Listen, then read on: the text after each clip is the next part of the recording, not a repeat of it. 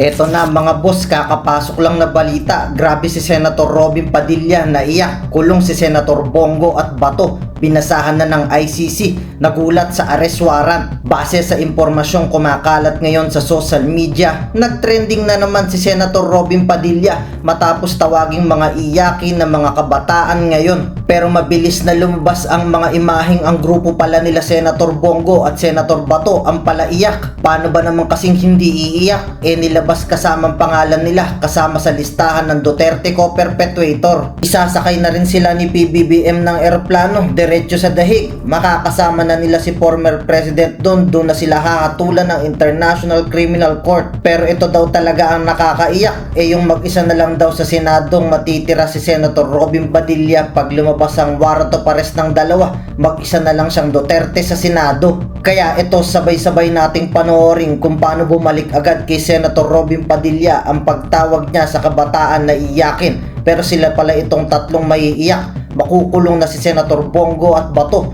Nagulat sa arrest warrant, binasahan na ng ICC. Pero bago tayo magpatuloy, baka pwedeng i-click nyo muna ang like, share, comment, subscribe at i-hit nyo na rin ang notification bell kung gusto nyo ng mga ganitong klase ng video para laging updated kayo sa mga susunod pa nating ibabalita. Kaya tara, panoorin na natin to. Ang mga bata po ngayon, sad to say, huwag kayong magagalit sa akin. Ako, maraming batang magagalit siguro, pero pasensya na kayo. You are weak. Hindi kayo katulad nung panahon namin na hindi kami iyakin. Natuto kami sa kalsada. Natuto kami na huwag umupo, umiyak. Nung panahon namin, hindi uso yung salitang depression. Hindi ko nga alam yun kung ano yung depression. Ngayon, batang maliit, sasabihin, I'm depressed. Magulo. Kaya sana po, pag-usapan po natin ito, kung ano yung problema, dapat harapin natin yung problema. Kapag ang problema ay haharapin natin, tapos marami tayong mga tinatawag na, hindi pwedeng gawin to, hindi pwedeng gawin to. Hindi natin masusolve ang problema. Alam nyo, ako po'y batang kalsada. Lumaki ako sa kalsada. Nakulong pa ako. Kilala ko na ang ating mga tao dito sa bansa natin. Maging mayaman, mahirap, kriminal, hindi kriminal. Kilala ko na po. Nakasama ko na po. Dito po sa usapin ng paglaban natin dito sa addiction. Addiction na po ito Hindi nga lang po drugs, pero addiction po ito ngayon ng ating mga bata. Ito po yung dapat natin harapin sa ngayon, yung addiction. Paano natin to gagawin? Hindi po ito kasi usapin ng, para po sa akin, nung ako po ay nakulong, ang laki po kasi ng problema namin sa drugs doon. Nung ako po ay sa Bilibid, bago namin inisip kung paano namin gagawin, paano natin lalabanan yung droga, bago namin inisip yon, iniligay muna namin sa isip ng bureau na meron tayong problema, anong gagawin natin. Hindi muna nila tinanong kung paano nyo gagawin. Hindi, may problema tayo. Ito yung problema natin. Kailangan ang bureau mismo sabihin na may problema sa drugs. Pagka may problema tayo sa drugs, anong gagawin natin? Tsaka natin pag-usapan kung anong gagawin natin. Sa ngayon, kailangan natin ng batas. Mga mahal kong kasama sa gobyerno, sa private sector, sa education sector, kailangan po natin ng batas para labanan ang drug addiction at digital addiction ng mga bata. Kasi po, drugs po ang tingin ko dyan. Pag yung bata, hindi mo na maalis dun, ano nang tawag mo dyan? Another form of drugs na po yan. Hindi na gumagalaw ang bata po. Meron po ba kayong nakita sa social media din na panoorin po ninyo, mga bata nagwawasak na, nagbabato na, sinasagot na yung mga magulang. Pag pinagsabihan na huwag maglaro nito, magwawala. Meron pong mga psychological effect. na nakikita tayo, nagiging violent ang mga bata. Sana po, magkaisa tayo na may problema. Yun lang po, may problema. Okay. Kung ano yung problema, harapin po natin. Meron naman pong tinatawag na technical working group. Doon po tayo mag-usap kung paano natin siya i-implement. Kasi sa ngayon po, kung poproblemahin natin ito, paano natin i-implement yan? Hindi po tayo hahakbang. Sabi nga po ng lolo ko bago tayo matutong tumakbo, matuto muna tayong lumakad. So sana po, sa tulong po ninyo, maipasa muna natin itong batas na ito, harapin muna natin na meron talagang addiction sa bata at meron danger. At saka po natin pag-usapan kung paano natin i-implement. Sa ngayon po, ang hinihingi ko po sa inyo, 100% ninyong tulong sa amin at naniniwala po tayong may problema. Wala po sanang ang problema sa Pilipinas, laging ganun, gusto balanse. Oo, tama naman maging balanse, pero may pagkakataon medyo ilapag natin yung paa natin at sabihin natin, ito na yun. Opo, yun lang po. Maraming salamat, brother. Senator Win Gatchalian. Chairman, maraming salamat po. At ako po sumasang-ayon ho sa inyo na may problema talaga. Hindi natin pwedeng ipagkaila na meron ho tayong problema. At itong problema na ito, hindi lang ho problema ng ating bansa, kundi problema rin ng buong mundo. Kaya ho maraming bansa ho ngayon ang nag-uumpisa na i-ban ang social media sa mga minor. No, 16, 18 edad, pwedeng pag-usapan 'yan base sa mga scientific studies. Pero isa sa mga bansang completely na nag-ban sa 16 years old and below is Australia, no? At ang Australia, alam naman ho natin 'yan, ito ay isang mayaman, isang advanced na bansa na hindi naman gagawa ho yan ng mga ganitong bagay kung hindi nila napag-aralan ng masusi. At marami na rin pong mga bansa sa Europa ang pinag-uusapan itong ban sa mga 16-year-olds. Ang France, Spain, Denmark, Norway, lahat ito mga seryosong pinag-uusapan ho nila yung pagbaban ng social media sa mga bata. In fact, kahapon ho, kasama ko yung ibang mga senador sa LEDAC, yung Legislative Executive Development Council, at napag-usapan ho namin to. Ako po ay isa sa mga senador na sumasang-ayon po na i-ban ang social media sa mga minor de edad, 16 and below. Pabor po ako doon. Alam ko may mga ibang senador tayo na pabor rin ho doon, pero sila na ho siguro magsabi. But ako, manifest my concurrence with you.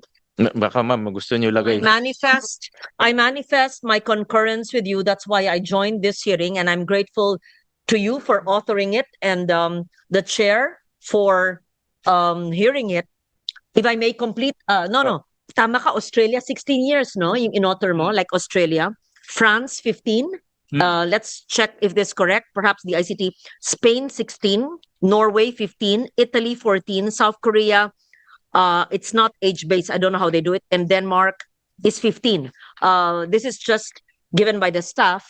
Again, relying lang siguro on ChatGPT. But may we ask the agencies of government to give us a more comprehensive. But okay, that's your time. Yeah. That's your space. Thank you. Thank you, Senator Lauren. At yung epekto po ng social media sa bata ay nakikita ho natin, hindi na ho, ito observation lang.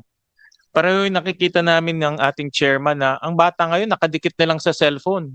In fact, ito nga pinag-aawayan namin parati sa pamilya namin dahil pag kumakain nakadikit ho sa cellphone.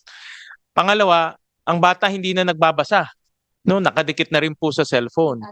Pangatlo, ang bata hindi na nakikipagkaibigan sa kapwa bata dahil nakadikit na sa cellphone.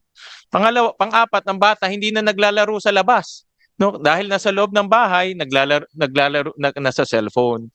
Kaya dagdag sa mga pag-aaral na nababasa ho natin, by mere observation, makikita na natin na masamang epekto ito sa ating mga minor de edad, sa mga bata.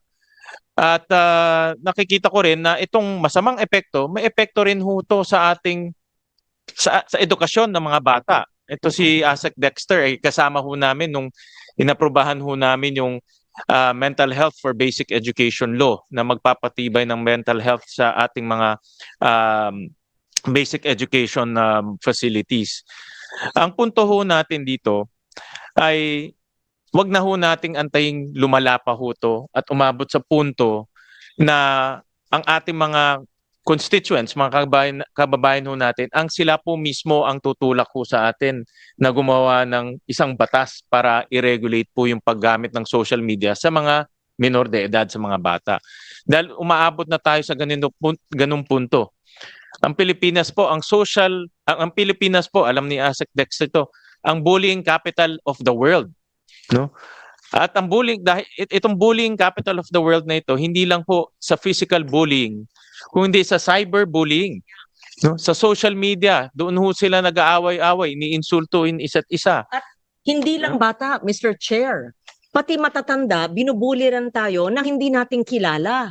At binubuli ng walang katotohanan ng fake news. Diba? You said it earlier, we can't distinguish which is correct or wrong. So, yes, no, I Yeah. agree with you. Yeah. Kaya, Mr. Chairman, ito yung isang bagay na dapat seryosohin ho nating itulak at gumawa na ho tayo talaga ng regulasyon na protektahan po yung ating kabataan. Ngayon, ang request ho namin, lalo na sa Council for the Welfare of Children, dahil inaasahan ko po ang CWC na kayo ang manguna para protektahan ng ating mga kabataan. At wag ho tayo maging malamya sa pagproprotekta ng kabataan. Ako, basta kabataan, all out dapat. Hindi pwede yung masyadong malamya ang pagprotekta ho natin. Dahil ang kabataan ho natin, ito ang pag-asa natin eh. Kung malambot ho yung ating pagprotekta sa kanila, saan tayo pupulutin? No? Kaya hingi po ako sa mga ahensya ng kanilang mga studies. No, meron ho kami mga studies, pero gusto ko makita rin sa mga ahensya. Hindi na ho natin isa-isahin ngayon dahil mahahaba ho. No? Hingi ho kami ng studies tungkol sa negatibong epekto ng social media sa mga bata at ano po yung dapat natin gawin bilang isang bansa. Yan ang pinakamahalaga. Pero babalansin din natin, Mr. Chairman. Tingnan din natin yung benepisyo. Baka may benepisyo. No? Balansin rin natin. So hingi rin ho kami ng mga pag-aaral, mga studies, kung ano naman ang benepisyo. No? Pero sa ngayon, sa aking nakikita, observation ko sa aking mga pamangkin, saka sa mga kalaro ng pamangkin, mga pamangkin ko, hindi na ho sila nagbibilad ng araw, Mr. Chairman. Wala na. Wala na hong ayaw na magbilad ng araw. Lahat ho nasa cellphone. At yun ang nakikita kong may epekto sa mga bata at epekto sa pag-aaral at edukasyon ng mga bata. No? Alam ni Asek Galban yan, malaki ang problema natin sa literacy. No, sabi ng World Bank sa learning poverty, ang learning poverty natin nasa 90%. 9 out of 10 children sa bansa ho natin hindi nakakabasa o hindi naintindihan isang simpleng kwento. No? At yan rin po ay may epekto rin yan dahil dapat ho nagbabasa sila at nakikipaghalubilo pero hindi ho nangyayari yan. No? So yun ang mga request ko ho sa ating mga ahensya na mag-submit sa atin evidence, research para matulungan niyo po ang komite na gumawa po ng mga regulasyon na magproprotekta po sa ating mga kabataan. Maraming salamat, Mr. Chairman. Maraming salamat po, Senator Win Gatchalian. Yan po ang aming Einstein. Yan na po, napakaganda po ng kanyang minungkahi. Alam niyo po, kahit po sa first world countries ngayon, sila po ay meron din silang call na back to basics. Yung mga bata nila, tinuturuan na po nila uli na bumalik sa lupa. Ibig sabihin, magtanim, kung paano mag-communicate ng walang internet. Sana ganun din po tayo. Kung ano yung ginagawa ng mga bansa na masasabi po natin progresibo, na sinasabi nating mayaman ng mga bansa, na sinusunod natin, dapat sundin natin yung best practices din nila. Kung sila ay nauna na sa digital age at ngayon ay bumabalik sila sa basics, dapat ganun din po tayo. May knowledge din ng mga anak natin, mga pamangkin natin sa basics. Alam nyo, ang tao nakulang ang kanyang sense ng emosyon, Kasi sa social media, wala nang emosyon kasi hindi mo naman nakakausap ng personal yung tao. Nagiging manhid na yung mga bata natin kasi wala na silang wala nang personal na pakikipag-ugnayan sa tao, nasanay na lang sa digital. Mahirap po yung pagiging masyadong manhid. Umpisahan ko po, siguro hingin natin ang opinion muna ng Meta. Brother, who will be talking? You or... Okay. I was telling them that we have a problem with our youth, with our young ones, because they are so addicted to social media. And I gave example of the countries who are now regulating the use of social media, like Australia, France, Italy. So we are inclined to copy. We, the senators, we have a lot of bills. We want to regulate it or ban it. We put a certain age. Mine is 16 years old. Senator Panfilo Lacson, I think, is 18 years old.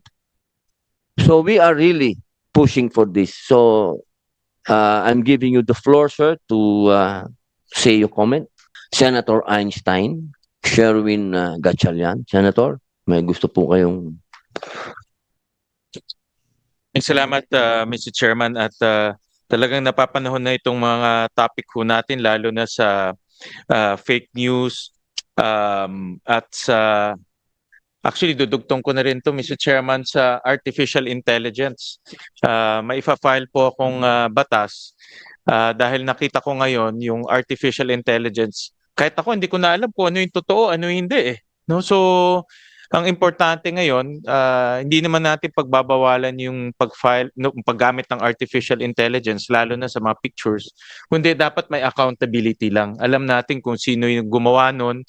Pag in-upload yun, dapat alam natin, mahahanap natin kung saan siya, sino yung creator, may accountability. No? Dahil ngayon, pagdating ng 2028 election, pag walang accountability, napakadaling gumawa ng mga fake artificial intelligence na makakasira po sa mga kandidato. No? Kaya later on, ifa-file ko rin yun at pupunta ho dito sa committee ho ninyo. Dinugtong ko lang ho to sa fake news kasi ngayon yung fake news, ang kakambal niya ho, fake artificial intelligence pictures. No? Kaya kailangan magkadugtong ho to. So maraming salamat po, Mr. Chairman. Habang inaantay yung ating UP Psychology Representative, nais ko lamang pong banggitin sa ating lahat na ang atin pong kalayaan ay inukit sa French Revolution. Okay, yan po ay kahit po yan ay saliksikin ninyo. Ang atin po mga bayani, inukit nila ang kalayaan natin sa French Revolution. So, ang gusto ko pong sabihin lang dito, kung yung mismong French ngayon, na nag-umpisa ng revolution, ay kasama natin dito. Sila mismo, meron silang banning ng kabataan sa paggamit ng social media. Siguro, wag na nating pahabain yung usapan kung yung father ng revolution na ginamit at kinopyahan ng ating mga forefathers, ano? Yung tinatawag nating mga nag-iukit ng kalayaan natin. Siguro, sapat na yon para malaman natin na wala tayong sinasagasaan dito na kahit ano. Dahil kung yung mismo, katulad ng binanggit ko kanina, yung mga Scandinavian nation, Denmark, Norway, mga leaning left to, sila mismo, merong ganitong klaseng mga batas. Ibig sabihin ay clear and present danger po ito ngayon sa atin. Nandyan na po ba yung ating tiga-psychology department?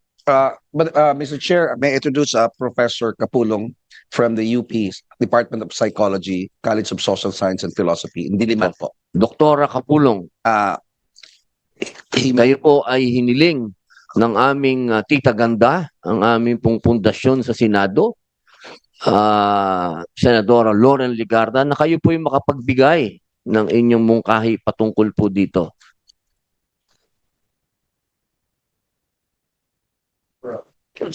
Magandang hapon po muli sa lahat.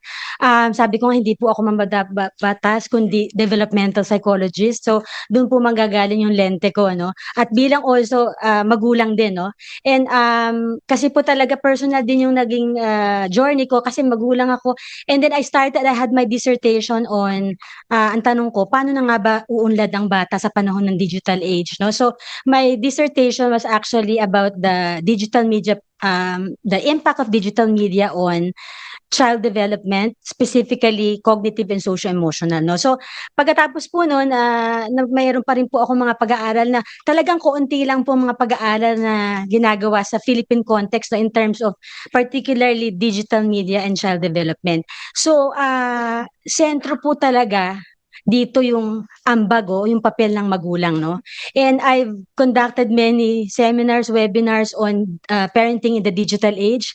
Ang lagi kong nakukuha na sentimiento ng mga magulang, we mean well. Kaya lang overwhelmed po kami kasi ito ay bago din sa amin. So, tulungan niyo po kami para mas konkreto naming matulungan, ma-regulate yung mga anak namin, no? So that's why yung sentro po doon, yung sana magkaroon ng programa kung paano magkaroon talaga ng parent education, no? Para talagang yung ma-practice natin sinasabi nga na parent or even general digital citizenship. Ang ganda po kasi nung konsepto ng digital citizenship kasi it covers everything. Ano ba pag sinabing digital citizenship? Safe use, responsible and ethical, no? Na paggamit ng lahat ng plataforma sa digital, no? So masalimuot talaga, no? But I think ang isa po nating tanggapin na digital media is here to stay. So anong gagawin natin? Sana ma-maximize natin yung advantages and minimize the perils, no, or the disadvantages. So kaya po naniniwala nga ako na very multidisciplinary talaga, no, from siguro yun nga sa batas, kailangan munang maunawa natin kung paano natin sisimulan yung sa mga magulang, no? And I think if we're looking at the platforms or the companies, I think sana magkaroon ng provisions or additional provision to make it a point na maging safety by design. Kasi para hindi nakaatang yung responsibility and accountability na sa magulang kundi mismo dun sa companies, no? So I heard in TikTok they mentioned some provisions that they made. So yung mga ganun siguro malaki pong ambag yun, no? Para kaagapay ng magulang na parang kung hindi ko pa alam kasi hindi naman ako masyadong tech savvy, at least yung mga plataforma meron na, no? So like just very concrete example, may mga malawak naman po yung social media, like may mga apps, no, na Roblox or whatever, no? So may chat-able, no? So minsan, pag chat-able, yung bata, ang alam lang ng bata, kung ako 8 years old, ay kausap ko 8 years old, so ano ba yung ganyan? So, ang isang safety feature na even my son said na, Mama, ang ganda, kasi pag nagtanong ka ng what is your name or how old are you, nag-a-asterisk. So that's part of the safety by design na you cannot ask personal questions. So, yun po yung mga konkretong example, no, na sana magaling dun sa platform, companies, yung mga ganyan. So, yun po yung nakikita ko in terms of siguro sa batas o yung sa ambag, no, nung what we call sa companies. But on being a developmental psychologist, let's continue to empower parents. Kung ano pong pwedeng programa na maibigay sa kanila para alam na po nila yung gagawin nila. Thank you. Mr. Chair, may I ask? Yes, ma'am. Dr. Annalyn, I can't Yeah, see apo. your name po. Yes, you're the chair of the psychology department, Ay, hindi po, but I'm a faculty, no? faculty Yes, of yes. the UP School of Psychology. Department of Department of Psychology po. Psychology. Sa AS pa rin, hindi na? Sa, That building is there, but it's College of Social Sciences and Philosophy po. iba na ngayon, hindi na But we AS. still call it sometimes. Pero Sige, tayo lang po doesn't yung matter. AS. Opo. Ayon sa inyong pag-aaral, ilang oras po ng pagbabasa sa social media regardless of platform Mm. ang dapat maximum? At ano na yung epekto pag lumalagpas doon? So actually you cannot singularly right away lang just the duration, no? Kasi when sabi nila if you try to understand, no, the effect of digital media on the child, we need to consider 3 C's, no? The child, no, the children themselves, the C is the content, and then another 6 the context. Yung po sinasabi kong tungkol sa mga magulang, yun yung context, no? Kung papaano gagabay yung mga magulang, no? Lalo na sa mga menor de edad. Yung pong C, content, yun na yung mga pinag-uusapan natin, no? But yung sa kasi kahit nasa Amerika, no, ang sinasabi, pag 18 months and below, sana walang screen time. Kasi paano ba natututo mga babies? They really learn best through social interaction, hands-on exploration. So, yun po ang pero yun nga, kailangan gabayan yung mga magulang na ay hindi ko pala alam na gano'n, no? So, tapos po pag mga between 2 and 6, sinasabi na 2 hours, no? Na pero sabi na 2 hours ang ikli lang nun kung tutuusin mo sa iba. Pero sabi nila, you go beyond the screen time. At least pagka school age na. Hindi lang screen time ang titingnan mo kundi yung content. Yung content ba ay passive? Nanonood lang siya na nag-unpack ng laruan. That's very passive, no? Compare kung natuto yung batang mag-coding, gumagawa ng game, gumagawa ng musics, that's very productive and creative. So, yun po yung sinasabi sa content, no? Na hindi lang tayo sa screen time. Pag minsan, kasi yung po mga na-interview ko magulang din sa mga pag-aaral ko, sabi, they mean well, gusto ko po sandali lang. Pero ang realidad po, pag ako kailangan magtrabaho, kailangan ko pong ibigay yung gadget para makatrabaho ako. So, ang sinasabi, pagka ganun na hindi mo matutukan yung screen time, doon ka sa content. Make sure na dekalidad yung ginagawa at kinukonsumo ng bata, no, sa digital device po. Said 18 months, that's only 1.5 years. And then from 2 to 6, 2 hours. Mm. After 6, ano po? Yun 6 na, to you 12. go Oh, beyond really the content. dapat ayon sa content. Pag Sa content. educational naman, pag let's Education. say manunood ng konsyerto, o manunood ng documentary, yes, National opo, Geographic, opo. halata, nade-date ako, no? Yung mga, Yes, that's true. kung National Geographic documentary, o ganon. Opo. Kung concerts ni whatever, or maski na 5-8 hours. But ang Pero punto kung- po, yun nga, there's also a limit. Na I think the limit na it's not really a formula. Basta ang punto, sana po mapatupad na there's a balance, no, between on-screen activities and off-screen activities.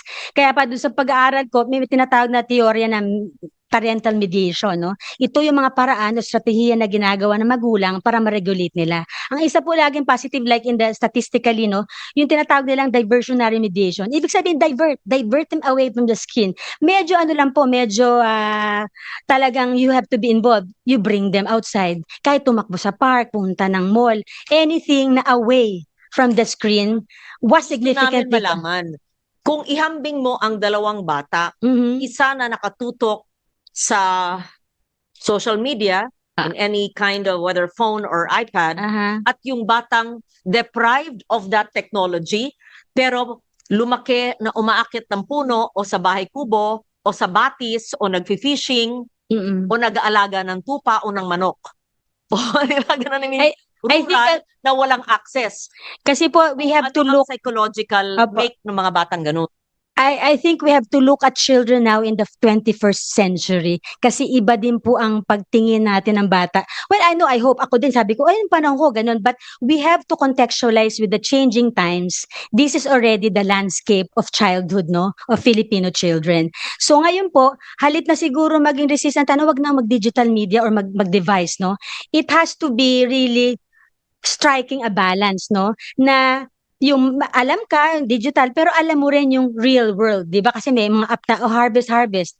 Sabi ko, anak, wag kang mag-harvest, punta tayo sa farm. Tingnan mo ang pilapil and all. So, you get both worlds, no? And mahalaga po yun sa batang Pilipino ngayon kasi sinasabi na if we look at the children now, we have to consider two environments. You have the physical environment and you have the virtual environment, no?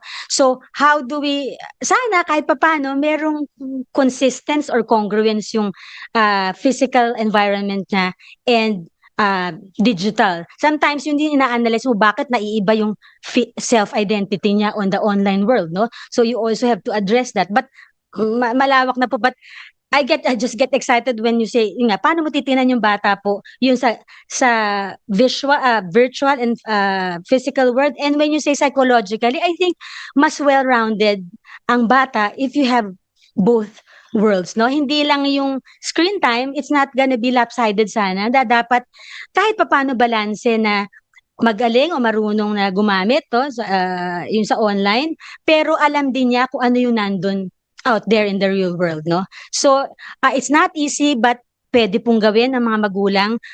Sana mabalanse po yun, no? Yung dalawang mundo na yun, so to speak. Psychologist kayo, tatlo lang ang obserbasyon ko at ayon din sa pag-aaral, you may agree or disagree or add. Ano ba ang mga psychological effects ng social media? Una, social comparison. Hindi ko sinasabi Yes. pag hindi nag-social media, hindi naghahambing. Ugali yan, human nature. Pero mas lalo na yan kasi nakikita mo, Yes. mga imported ang suot niya, magara ang mga suot. Ganun eh. Or may boyfriend na siya. Yung mga bata ganun. So, social comparison. Kasi Yes. nakikita ang buhay ng ibang tao. Pangalawa, validation dependency. Maraming followers, nag-like o clickbait, anong tawag dyan. Opo. Bakit siya marami? Ito pala ang dapat gawin para dumami ang followers. So, validation dependency. Pangatlo, reinforces instant gratification. Nag-post ako. Gusto nila, itong gagawin ko. It's not necessarily correct. At saka, instant may nag-comment, yung comment, Yes. baka tama. But if you don't have social media, you traverse the world in a different way. And it's not instant gratification. So you learn to earn it, right? And then you have points of comparison, but maybe not the way how instant and how varied it is in social media. And yes, there's also validation dependency in the real world without social media, but mas marami kasi sa social media. But as a psychologist, do you agree? I hope you can disagree with me because I'm not a psychologist, but this is an observation. And can you add to this if it's correct? Thank you. I think at least po yung context na sinasabi nyo is really yung mga sikat na social media. Kasi ang lawak din when we define the social media. Pero ang laging, syempre, ang lalabas, Facebook, Instagram, 'di ba? TikTok, yung mga yun po, no? So I think yung sinabi niyo po, possible yun, no? Kaya I always go back to social comparison, instant gratification, because really in the brain, the dopamine or neurotransmitters will come out dahil sa gratification, and also the validation. But that's why I always go back, that's why I always want to empower parents, no? Because it's just like in the physical world, di ba? Ano ba yung moral development na gusto mo? Anak, itong dapat mong gawin, itong dapat gawin, no? So, I think we should create that culture within the family that you can talk to your child, no? Yung online safety, kung ano yung pagpapahalaga mo sa online, sa physical world, pwede mo mai-transform to the online. Anak, bago ka mag-post, di ba? Isipin mo, ganyan, ito ang safety, ito ang dangers. So, it all starts within the home, no? So I think, especially if we're talking about children below 12, kasi yung mga 13 to yun, mas may. So that's why I always go back to the parents, because yung mga social comparison, yung mga validation, you can integrate that in moral, di ba? Moral teaching to the child. So yung values na yun, madadala niya kahit in the online environment, no? So lagi po akong babalik na talagang we need to empower parents, no? Because it all starts from the home. So yun po ang aking and I strongly personally also, because I'm a parent myself, no? Maraming salamat po. Sa tingin ko naman po, lahat po tayo nagkakasundo na haharapin po natin itong problema na ito.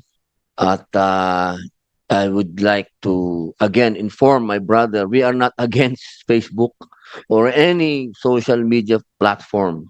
We just need some regulation and to find ways to address this problem, sir. So, mag-move forward na po tayo. Ako po ay hihingi ko po ang inyong suporta sa TWG. At akin na pong i-adjourn ang pagdinig patungkol dito dahil hindi naman po tayo nagkakaroon pa ng diskusyon. Move forward na po tayo. Ngayon, kayo bilang Pilipino, ano ang masasabi nyo at reaksyon sa balitang ito? Mag-iwan kayo ng komento sa ibaba at atin niyang babasahin isa-isa.